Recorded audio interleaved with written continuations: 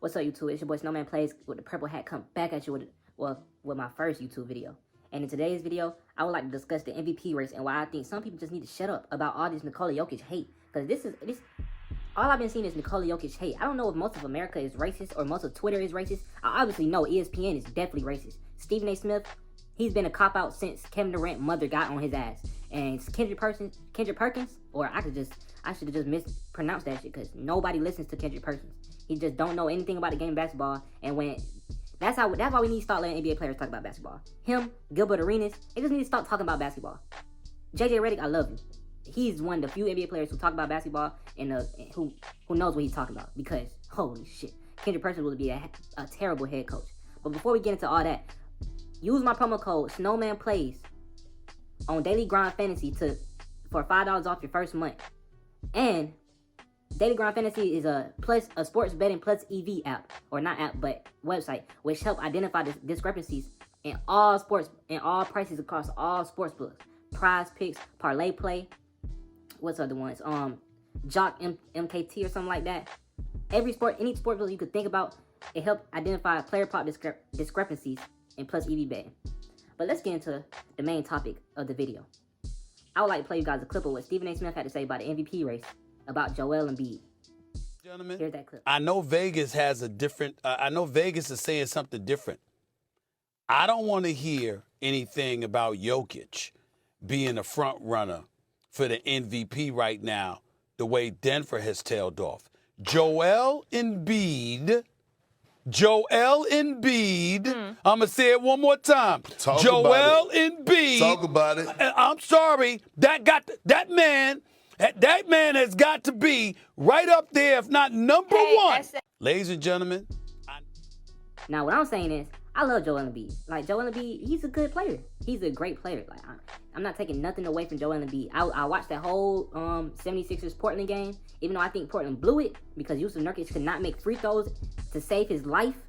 He won the whole arena. He won the whole arena chicken nuggets, I think, twice. Like, he couldn't make free throws to save his life. And Joel Embid hit a great dagger at the end of the game. But can we just stop it? Like, can we just stop it with all this Joel Embid is the MVP nonsense? Stephen A. Smith said the Denver Nuggets are on the slope. Now, yes, they have lost three straight games. But they won 6 out of their last 10 games. That's 60%. And even though they lost their last 3 straight games, they still are number 1 in the West by a wide margin.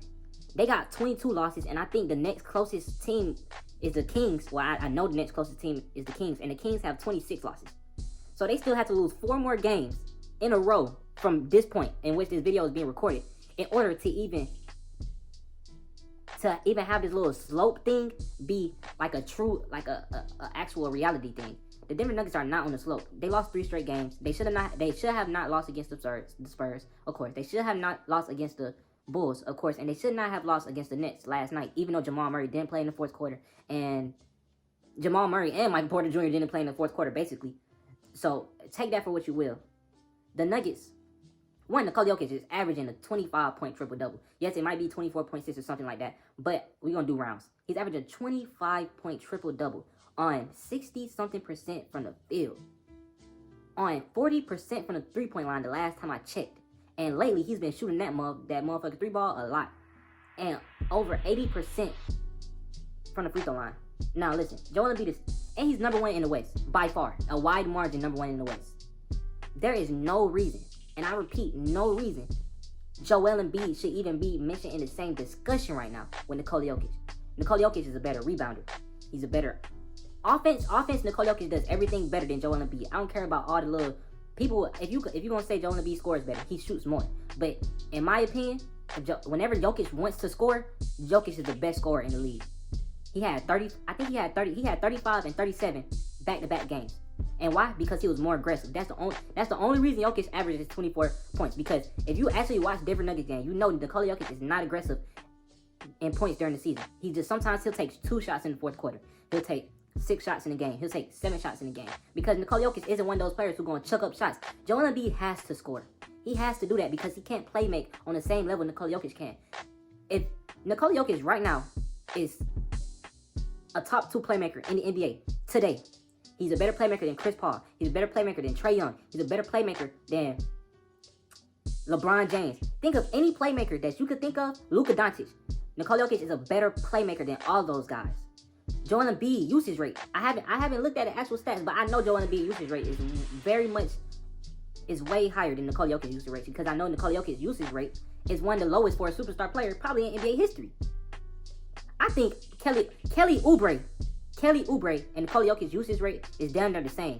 Explain that, Stephen A. Smith. Explain how Kelly Oubre, a dude who's averaging 20 points on basically 40, I don't even think it's on basic terrible efficiency, has the same usage rate on the worst team in the league, has the same usage rate as Nikola Jokic on arguably the best team in the league. Arguably. Now the Milwaukee Bucks are in that conversation. They are. But I like them. I love Nikola Jokic, man. I don't know. It's just something about different players, man. Because my favorite player of all time is Carmelo Anthony, man. And he played for Denver. And right now, my top 3 favorite players in the league is Jokic, Shea, and MPJ.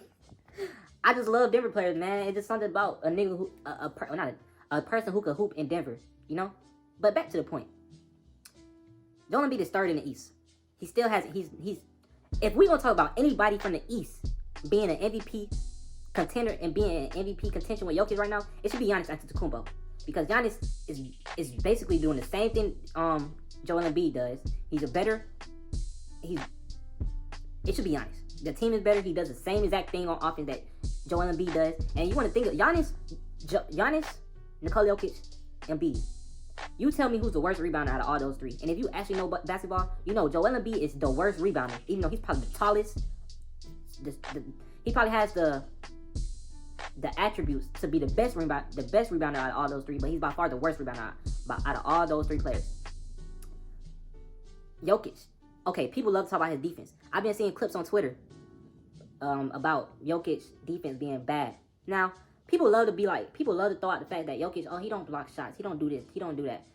Jokic and Embiid defensive rating are not that far apart. Jokic is, I think, a couple spots behind Joel Embiid in defensive rating this year. And Jokic actually leads all centers in the league, including Joel Embiid, in steals. Does that count? Does that count for not? What does that count for? It doesn't count for anything. Stephen A. Smith, what does that count for? Okay. His defense is terrible. He had 2 blocks last game, and I still will see people. He had 2 blocks and 2 steals yesterday. And I still will see people try to bring up the fact that he doesn't block shots and try to somehow disqualify his block shots. Now let's get to their teammates. How long this video is so far? Now this is 10-minute video. Let's get to their teammates. Now Jokic has never played with an all-star. Jokic in his career so far has never played with another all-star player. Wow. Isn't that just crazy? How many MVPs in league history has never played with an all-star? Or let's just do recent memory. Who won it? Jokic won it in recent memory, huh? Giannis. He played with Chris Middleton, who's an all-star. This year he's getting back to his form. But he's been an all-star before. Drew Holiday, all-star. That was 2 players for Giannis. Okay, James Harden. He played with Chris Paul. He played with Russell Westbrook. He played with Kevin Durant. He played with Kyrie Irving. He played with and let's just talk about his MVP years. Yeah, he played with Chris Paul. Who? Fuck James Harden.